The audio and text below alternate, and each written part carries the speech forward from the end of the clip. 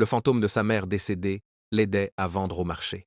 Quelques années plus tard, elle devient la commerçante la plus riche du pays.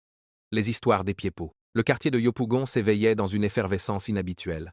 En cette veille de Noël, l'air était chargé de l'odeur épicée des préparations culinaires et des rires des enfants.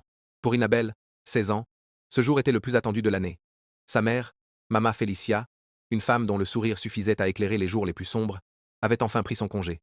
Commerçante dévouée, elle passait l'essentiel de son temps à se sacrifier pour que Inabelle ne manque de rien et reste la meilleure de sa classe. Demain, ma chérie, ce sera notre journée, avait promis Félicia la veille en tressant les cheveux de sa fille. Rien que toi, moi et la grâce de Dieu. Inabelle s'était endormie le cœur léger, bercée par les murmures de reconnaissance de sa mère. Le lendemain matin, dès que les premiers rayons du soleil percèrent les rideaux, Inabelle sauta du lit, le visage illuminé par l'excitation. Elle courut vers la chambre de sa mère, criant déjà ses vœux de « Joyeux Noël !»« Maman, réveille-toi, c'est le grand jour !» Elle secoua doucement l'épaule de Félicia, mais celle-ci restait immobile, le visage d'une pâleur inhabituelle.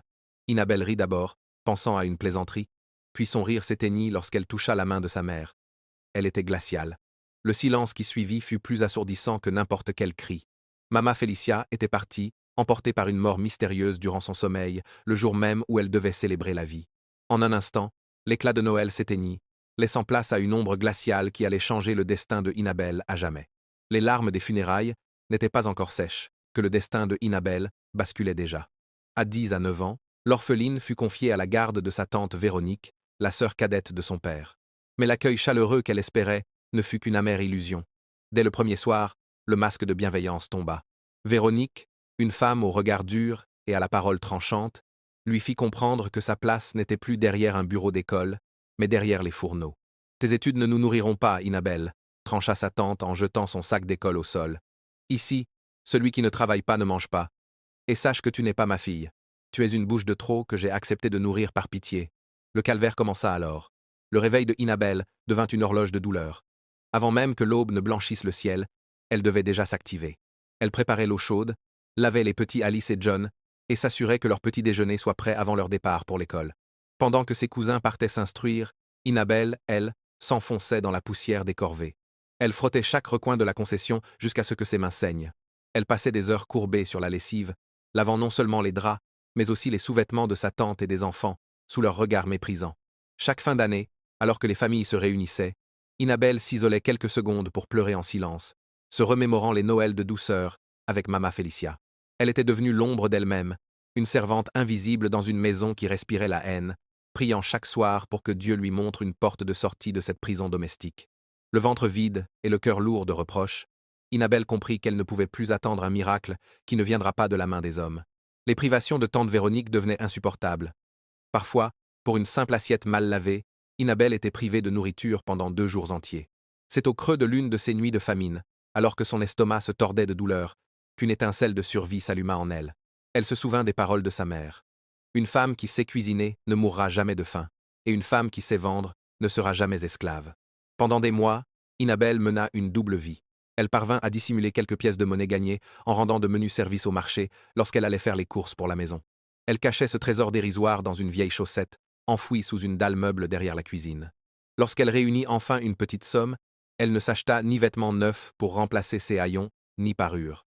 Elle se rendit au grand marché et fit l'acquisition d'une grande glacière d'un bleu délavé, ainsi que de quelques boules d'attiéké de qualité supérieure, de l'huile, des oignons et quelques poissons frais. Le premier matin de son entreprise fut un mélange de terreur et d'espoir. Après avoir terminé ses corvées domestiques habituelles au pas de course, elle chargea la glacière sur sa tête. Son corps, affaibli par les mauvais traitements, vacillait sous le poids, mais sa volonté était d'acier. Elle se dirigea vers les grands chantiers de construction de la ville, là où les ouvriers, sous le soleil de plomb, cherchaient de quoi reprendre des forces. D'une voix timide qui ne demandait qu'à s'affermir, elle commença à crier « Garbacho! Venez chercher votre garbacho! Garba de qualité, piment bien dosé !» Elle s'installa au bord d'un chemin poussiéreux, disposant ses ustensiles avec une propreté exemplaire qui tranchait avec son apparence misérable.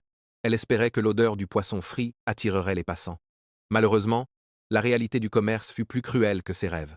Les ouvriers passaient devant elle sans même un regard, préférant les vendeuses déjà installées depuis des années. Les premières semaines furent un calvaire. Sous le ciel bleu azur qui semblait se moquer de sa détresse, Inabelle restait assise des heures durant. Le soleil brûlait sa peau. Et à la fin de chaque journée, le constat était amer. Plus de la moitié de son attiéké avait tourné sous la chaleur et ses poissons, autrefois dorés et appétissants, n'étaient plus bons qu'à être jetés. Chaque soir, elle rentrait chez sa tante avec la peur au ventre et les yeux rougis par la fumée et l'échec. Elle jetait ses invendus en cachette, pleurant sur cet argent qui s'évaporait. Mais malgré la fatigue et l'absence de clients, elle ne renonçait pas. Elle savait que sa glacière bleue était son seul pont vers la liberté. Le soleil de midi ne montrait aucune clémence.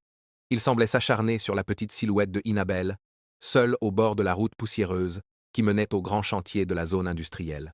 Sa glacière bleue, qu'elle avait tant espéré voir vide chaque soir, restait désespérément lourde. À l'intérieur, l'attiéké commençait déjà à chauffer sous l'effet de l'humidité, dégageant cette odeur aigre qui annonçait une perte imminente. « Garba chaud! Venez manger le bon garba !» criait-elle, mais sa voix s'enrouait, étouffée par le vacarme des camions et l'indifférence des passants. Les ouvriers du bâtiment, ses cibles principales, passaient devant elle en riant, rejoignant les tentes des vendeuses habituelles. Personne ne voulait s'arrêter devant cette jeune fille aux vêtements usés, dont le visage portait les stigmates de la fatigue et de la tristesse. Certains la regardaient avec dédain, d'autres avec une pitié qui lui faisait plus de mal que les insultes de sa tante. Pour la 3e fois cette semaine, le sort s'acharnait. Non seulement les clients ne venaient pas, mais une pluie soudaine et violente, typique des changements de saison, s'abattit sur elle, transformant la poussière en boue et rendant toute vente impossible. De retour chez tante Véronique, le calvaire changeait de forme. « Regardez-moi cette commerçante de pacotille !» hurlait Véronique, en voyant Inabel franchir le portail, trempée jusqu'aux os. « Tu perds ton temps et tu ramènes de la pourriture dans ma maison. Si tu ne vends rien, c'est que tu es maudite, tout comme ta mère l'était. » Ces paroles furent le coup de grâce. Inabel s'enferma dans la petite remise qui lui servait de chambre. Elle s'écroula sur son fin matelas, le corps tremblant de fièvre et d'épuisement. La faim lui tenaillait les entrailles, car elle n'osait pas manger son propre stock, espérant encore pouvoir en sauver une partie pour le lendemain.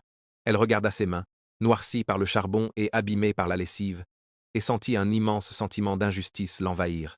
Elle avait été la meilleure élève, elle avait été une fille pieuse, elle avait tout fait selon les règles de Dieu, et pourtant, elle n'était plus qu'une ombre errante que personne ne voyait. Le soir venu, alors que le silence retombait sur la maison, Inabel se mit à genoux. Ses prières habituelles, calmes et ordonnées, laissèrent place à un cri du cœur déchirant. Elle ne récitait plus de psaumes, elle parlait à l'invisible,